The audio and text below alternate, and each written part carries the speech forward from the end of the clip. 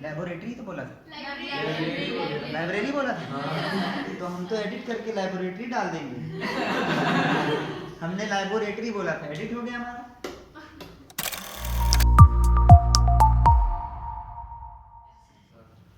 ये एक्सरसाइज है तुम्हारे चैप्टर 13 की, व्हाई डू वी फॉल इल।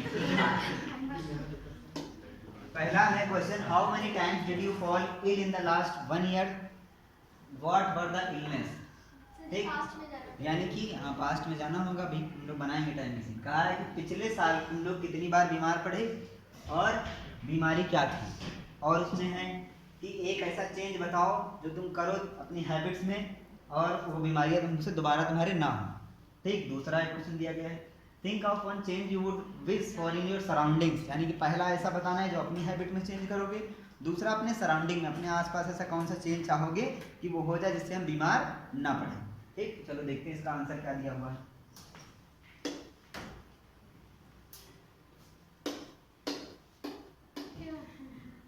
लिखा है I feel ill twice in the last 1 year. ये एनसीईआरटी वाले 2 बार एक साल में बीमार पड़े, ये कहा है ना। और डिसीज थी, पहली बार वो बीमार हुए थे तो उनके डायरिया हुआ था, दूसरी बार जब बीमार पड़े तो फिर डेंगू भी, मतलब नॉर्मल बीमार पड़े ही नहीं, जब भी हुआ तो बड़ी बीमारी हुई उनके। तो पहला वो चाहते हैं कि अपनी हैबिट में वो कौन कौन चेंज करेंगे, वो हम बता रहे हैं। जरा पहले लिखा है कि चेंज पहले अपनी हैबिट में क्या क्या लेके आएंगे। वो लिखा है कि I will always drink clean pure and drink clean and pure water, साफ और शुद्ध पानी पिएंगे, अपने हाथ धोएंगे खाना खाने के पहले और खाना खाने के बाद भी। नहीं लिखा है, ये भी लिखना चाहिए कि खाना खाने के बाद और उसके बाद भी धुलना चाहिए। कुछ हाँ तो खाना मतलब कुछ भी खाया, ठीक है, खाना ही खाओगे, लोहा तो खाओगे नहीं। दूसरा पॉइंट कहा था कि अपने सराउंडिंग में क्या चेंज लाना चाहोगे, तो लिखा है I will live in clean surrounding, मैं रहूंगा अपने साफ सुथरे सराउंडिंग में जहां पर कोई डिसीज स्प्रेड करने वाले वेक्टर जैसे कि मच्छर ज़्यादा ना पाए जाते हों। अगर वो ज़्यादा ऐसे अगर गंदा होगा तो क्या होगा, वो ज़्यादा मल्टीप्लाई करेंगे कि नहीं। जैसे मच्छर हैं, मच्छर से पता है तुम लोग को कितनी सारी बीमारियां होती, बताओ। डेंगू,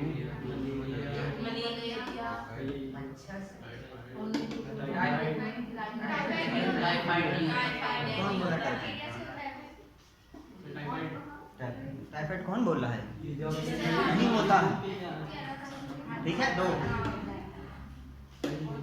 आगे। हाँ, अगला है प्योर, इधर देखो, pure drinking water should be available always, the intake of impure water is the main cause of.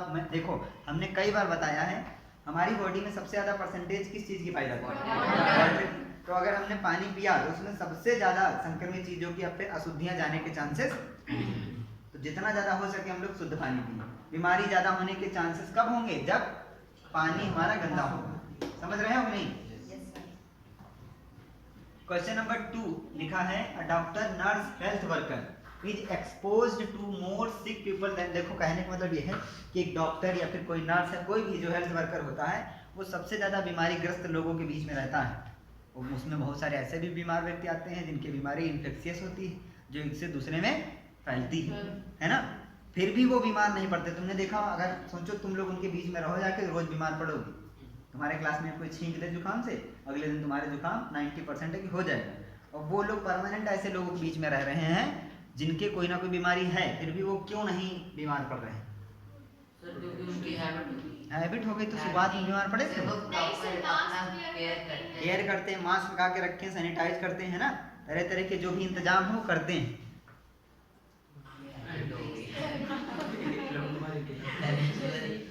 हाँ, समझने वाली बातें हैं, वर्ड मत पकड़ो हमारे, समझ में आ रहा है नहीं आ रहा। तो बस वर्ड पे जाओगे तो फिर हम ऐसी ऐसी बातें बोल देंगे। पंखा देख रहा हूँ कि ऐसा कैसे बोल दिया यार। लिखा है get immunisation done against all the. देखो डॉक्टर क्या करते हैं, जितनी भी बीमारियां होने के चांसेस हैं उनका पहले से ही उन्होंने क्या लगवा रखा है, अरे बोलो, इंजेक्शन या फिर वैक्सीन उन्होंने हर चीज की ले रखी है, पहले से अपडेट है वो। समझ रहे हो। अच्छा, अपडेट मोबाइल जैसे अपने को अपडेट करते हो और हम लोग वैक्सीन लगवाते हैं, दोनों में कोई समानता है, बहुत बड़ी समानता है। तुम अपने फ़ोन को अपडेट करते हो तो उसका क्या मतलब है, उसमें कोई नया फीचर लाते हो, है ना? तो तुम्हारी बॉडी में वैक्सीन लगाई गई, तुम एक नई बीमारी से लड़ने योग्य हो गए हो, पहले तो थे ही, एक नई बीमारी से लड़ने योग्य अब हो गए हो, तो तुमने अपने आप को क्या किया है? जैसे वैक्सीन लगवाया करो तुरंत स्टेटस डाला करो, अपडेटेड 2.0 वर्जन 2.0, समझ गए कि नहीं? एक और बात बताएं, तुम लोग को शायद ना पता हो, अगर हम किसी बीमारी से ग्रस्त हुए तो जरूरी नहीं कि वो वही पुरानी बीमारी हो। हम लोग तो उसको कहते हैं कि बुखार हुआ, खांसी हुई, लेकिन क्या पता कि वो बुखार में भी कई वर्जन आते हैं, बुखार ए, बुखार बी, बुखार सी होता होगा, हम लोग को पता है नहीं, क्योंकि वायरस जितने हैं हम लोग ये तो पढ़ के आए हैं कि वायरस अपना रूप जो है बदलते रहते हैं। हो सकता है पिछली बार हमको जिस वायरस ने बुखार किया हो वो अल्फा हो, इस बार जिसने किया वो बीटा हो, मतलब चेंज हो सकता है कि नहीं? तो पहले जो बुखार हुआ था एक बार हो गया तो हमारी बॉडी ने उसको पहचान लिया कि ये वाला बुखार हुआ था, इसके अगेंस्ट उन्होंने एक इम्यूनाइजेशन सिस्टम बना लिया। तो जब एक बार बन गया तो दोबारा वही बुखार क्यों हुआ? नहीं होना चाहिए था ना, लेकिन ये किस वजह से हो रहा है? क्योंकि उसने अपना रूप बदल करके हमारी बॉडी में एंट्री ली है। समझ रहे हो नहीं? हाँ, डॉक्टर्स के बारे में बात हो रही थी, हेल्थ वर्कर। दूसरा, टेक बैलेंस डाइट, वो बैलेंस डाइट लेते हैं जिसमें ज़्यादा प्रोटीन हो ताकि उनकी जो इम्यून सिस्टम है वो मजबूत हो सके। अभी तक पढ़ के आ रहे होंगे कि प्रोटीन जो हमारी बॉडी बिल्डिंग मदद करता है, आप बता रहे हैं इम्यून सिस्टम, दोगली बातें क्यों हो रही हैं?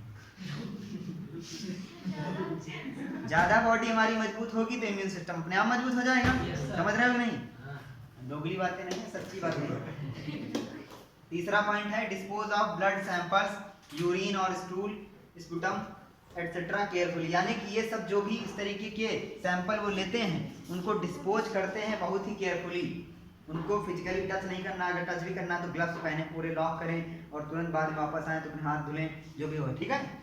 Fourth, wear mask for diagnosing mouth और चेस्ट इन्फेक्शन, यानी कि हमेशा जब भी किसी का डायग्नोस्टिक कर रहे हो माउथ का या फिर उसके चेस्ट का, तब फिर क्या पहने? मास्क। हम तो कह रहे हैं हमेशा पहने ना, डॉक्टर्स हमेशा पहनते ही हैं, ज़्यादा अच्छा है। अगला, clean their hands and wear gloves even while doing minor, छोटी मोटी सर्जरी भी कर रहे हो तब भी ग्लव्स पहने और मास्क पहने। छोटी मोटी सर्जरी में तो समझ रहे हो, किसी पैर में खरोंच आ गई, सिल रहे हैं उसको बैठ करके, तो मास्क वास्क लगा करके करिए पहले। हाँ यही, फिर तुम लोग वर्ड पकड़ लिए। अगला, conduct a survey in your neighbourhood to find out what the 3 most common diseases are. Suggest 3 steps that could be taken by your local authority to bring down the incidence of these diseases. अपने आसपास सर्वे करो, इन्होंने कर रखा है, उसी पर हम लोग बात करेंगे, लेकिन क्वेश्चन समझ लो कि अपने आसपास एक सर्वे करो और पता लगाओ कौन सी 3 बीमारियां सबसे ज़्यादा हो रही, उनको रोकने के लिए तुम्हारे आसपास जो अथॉरिटी हैं, तुम्हारे जैसे गाँव में प्रधान हैं या फिर और जो भी हैं अथॉरिटी, वो लोग ऐसा क्या करें कि बीमारियां ना फैलें।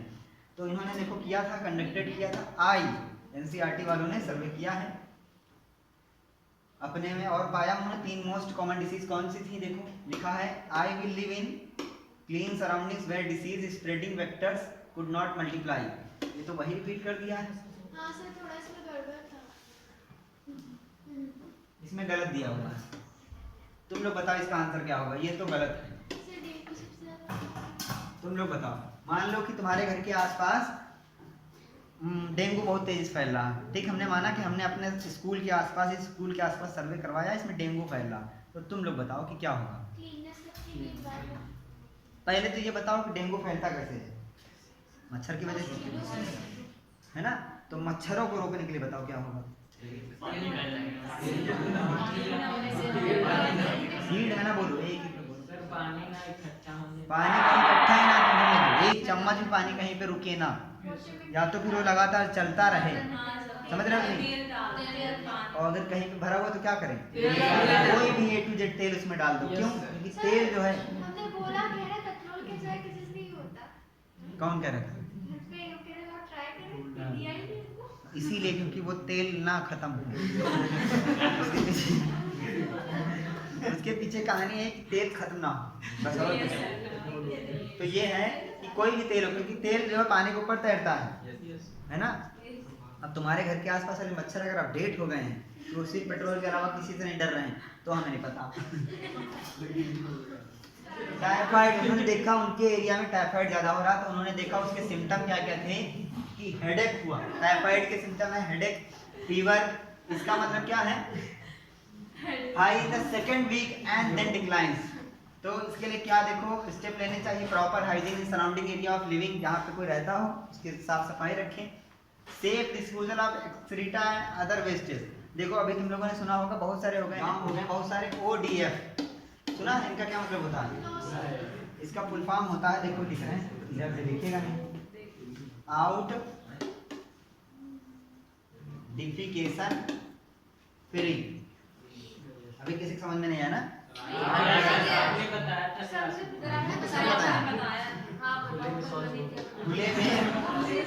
खुले में शौच मुक्त। तो इसमें यही एक्सक्रीटा का मतलब यही है कि इसका जो डिस्पोजल है वो सेफ किया जाए, ये नहीं जहाँ पे हो रहा मन हो रहा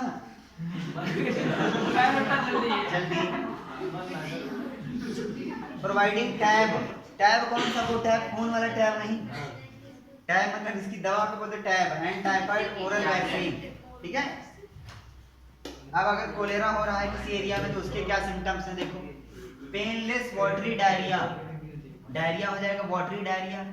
एफर्टलेस वॉमिटिंग, मतलब अपने आप एफर्ट नहीं लगा रहे फिर भी वॉमिटिंग हो रही, बैठे हैं उल्टी हो रही एकदम पानी की जैसे, ठीक है।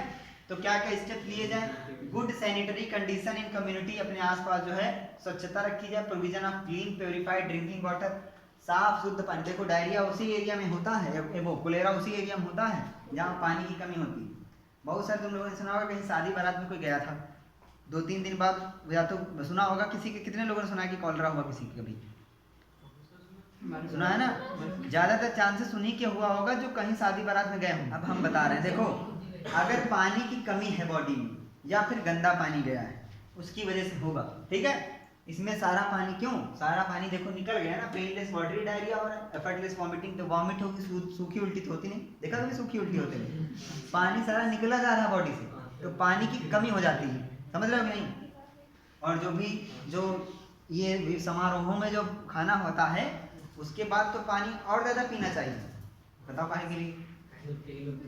उसमें इतना सारा तुम लोग वहाँ तरह तरह के तेल, सब 56 भोग लाद के ऊपर पहले नीचे पनीर जाता, फिर उसके ऊपर पूड़ी, फिर छोला, फिर चावल, फिर रायता, फिर इसके ऊपर रसगुल्ला, फिर आइसक्रीम, लास्ट में बचा कहना दूध भी बचा था, दूध भी पी ली। अब चलते चलते कह रहे आप क्या कहना, उधर फल लगे आपको पूरा होता कि नहीं इतना, लास्ट में पान बचा जाता है। सर कॉफी तो पी ही, कॉफी भी बची नहीं, देखो हम अभी एक जगह हम गए थे, कोई बोला ऐसे 4-5 लोग ऐसे खड़े थे, उसमें बीच में कोई बोला कॉफी ले आते, तो उसके घसीट के चाटा मार, तो खाली कॉफी पीने आए, महंगे आइटम चालू होने दो, कॉफी तो घर पे पी लेंगे। हमने फिर आगे कोई बोला ही नहीं, कहा इस आदमी से कोई बात नहीं है, बिल्कुल रिस्क नहीं लेने का है, जो ये बताएगा हम खा लेंगे। हाँ अब देखो डेंगू अगर है तो फिर इसमें क्या सिम्टम्स होते हैं? High fever with headache, weakness and joint pains, weakness कमजोरी लगेगी, जॉइंट जहाँ जहाँ बॉडी में कितने सारे जॉइंट पढ़ा था क्लास 6 में, याद है?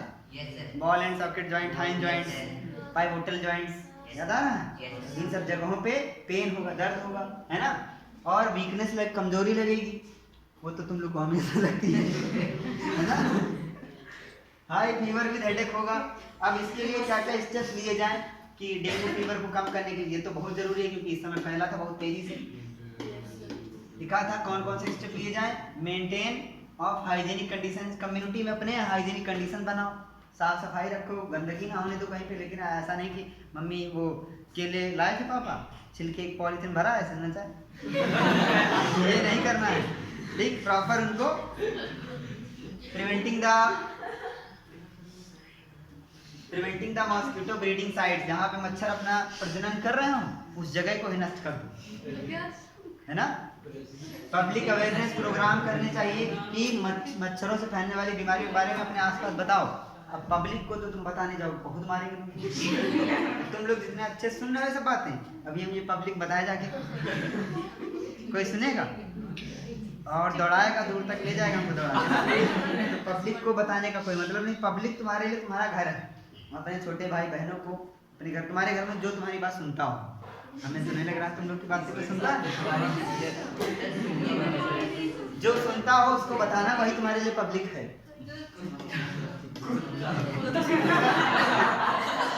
पुस्तक बिठाना क्या, सुनो,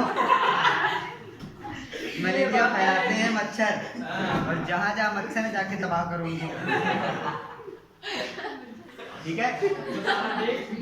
क्वेश्चन नंबर 6 देखो, एक बेबी है छोटा सा जो नहीं बता सकता कि उसको और अपने केयर टेकर को कि कहाँ पे उसके दर्द हो रहा है या फिर उसके कौन सी बीमारी है ना, कि वो ये भी नहीं बता सकता कि हम बीमार हैं और क्या बीमारी क्या वो बता सकता है, छोटा सा एकदम। तो अब हम सिर्फ रोएगा सिर्फ चे पूरा दिन। तो पता लगाना है हमको, मान लो तुम लोग डॉक्टर बन गए कल को, तो कैसे पता लगाओगे? कह रहे हैं symptoms to help in finding out the baby is sick or कौन कौन से? उसकी आंखें देखोगे लाल है कि नहीं, drooping of eye, continuous crying, लगातार रो रहा है, ठीक है। हाई टेम्परेचर ऑफ बॉडी, उसकी बॉडी का टेम्परेचर देखो कैसा है, ठीक। Signs which help to indicate the sickness, अब कौन कौन से signs? High fever, headache, muscular pain. Muscular pain वो कैसे बताएगा जानते हो? चिल्ला के बताएगा। फीलिंग ऑफ सेवरिंग, मतलब कांप रहा हो उसकी बॉडी, के लिए कांप रही हो। कोल्ड इंडिकेट मलेरिया, ये सब क्या इंडिकेट करेंगे? मलेरिया है या फिर उसके कॉमन कोल्ड भी तो हो सकता है। आगे है लूज मोशन होंगे, स्टमक पेन हो सकता है, डायरिया। अगर लूज मोशन है और स्टमक पेन है तो बताएगा, हो सकता है कि डायरिया हो। ये सारी बातें अगर थी तो फिर क्या था? मलेरिया था। Redness and persistent rubbing of eyes indicate eye flu, आंखों में अगर लालपन है और लगातार अपनी आंखें रगड़ रहा है, ठीक है, तब क्या उसको आई फ्लू हो सकता है। पेल skin, yellow urine, yellowing of eyes indicate jaundice पीलिया हो सकता है, ठीक है। ये सब बातें डॉक्टर सजेस्ट लाइब्रेरी टेस्ट, इसके बाद लाइब्रेरी टेस्ट होता है, देखो अभी जो बताया था। If there is fever with no other symptoms find out the kind of, laboratory तो बोला था, लाइब्रेरी बोला था, तो हम तो एडिट करके लैबोरेटरी डाल देंगे। हमने लैबोरेटरी बोला था, एडिट हो गया हमारा। तुम लोग अपना देखो, हमारा सब सही चल रहा है। Under which of the following conditions in a person most, इनमें से कौन सी कंडीशन में वो पर्सन सबसे ज्यादा बीमार होने के चांसेस हैं? पहला है when she is recovering from malaria, जैसे वो मलेरिया से ठीक हो रहा, ठीक, ये वाला हो गया। When she has recovered from malaria and is taking care of someone suffering from chicken pox, अभी भी मलेरिया से ठीक हुई और उसके घर में किसी के चिकन पॉक्स है उसकी देखभाल कर रही है, ठीक है। तीसरा, when she is on a 4-day fast after recovering from malaria and is taking care of someone suffering from chicken pox, समझ गए कि नहीं? मलेरिया से ठीक हुई, व्रत है और कोई चिकन पॉक्स है उसका देखभाल भी कर रही, बताओ उनमें से कौन सा सबसे ज्यादा? सी में। क्यों? अभी भी ठीक हुई, व्रत भी थी, उसकी बॉडी में इस समय न्यूट्रिएंट्स की कमी है, फूड की कमी है, एनर्जी की कमी है, तो बीमार होने के दोबारा चांसेस ज्यादा हैं। और चिकन पॉक्स तुम लोग जानते ही होंगे किस प्रकार की बीमारी है? वायरस जनित है, एक से दूसरे में फैलती है, इसलिए किसी के यहाँ होती है छोटी माता, बोलते हो बड़ी माता छोटी माता, उसको एक कमरे बंद करके नीम का वो सब रख के पूरा इंतजाम करते हो? होता तो नहीं, नौटंकी करते भी नहीं, सब होता है तो करा जाता है कि नहीं? और ना करें घर वाले तो पीटते भी तो होंगे।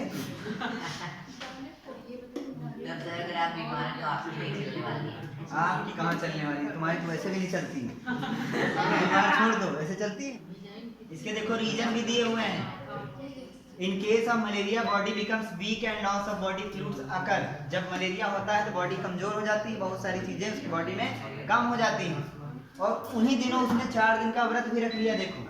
हर recovery from malaria related weakness will not occur and she will become weaker, और कमजोर हो जाएगी। व्रत क्यों रखा था 4 दिन? बहुत ज्यादा आस्तिक है, बहुत ज्यादा आस्तिक है। Under which of the following conditions are you most likely to fall sick, फिर वही देखो हो गया, इनमें से कौन सा? जब तुम्हारे एग्जाम चल रहे हो, इससे कोई रिलेशन ही नहीं। When you have travelled by bus and train for 2 days, हाँ इसमें हो सकता है। When your friend is suffering from measles, जब तुम्हारा ये सबसे ज्यादा, क्यों? क्योंकि measles is an infectious viral disease of young children which spreads through nasal और throat discharge in contact of a friend suffering from measles can cause you sick. अच्छा, इसमें भी हो सकता है 2 दिन लगातार ट्रेन या बस से ट्रैवल कर रहे हो, क्योंकि बहुत सारे बीमार लोगों से तुम्हारा कांटेक्ट हुआ था। लेकिन एग्जाम का भी हो सकता है क्या? हो सकता है। टेंशन तुम लोग बहुत लेते हो, इतनी बार बताया गया है, बस खत्म।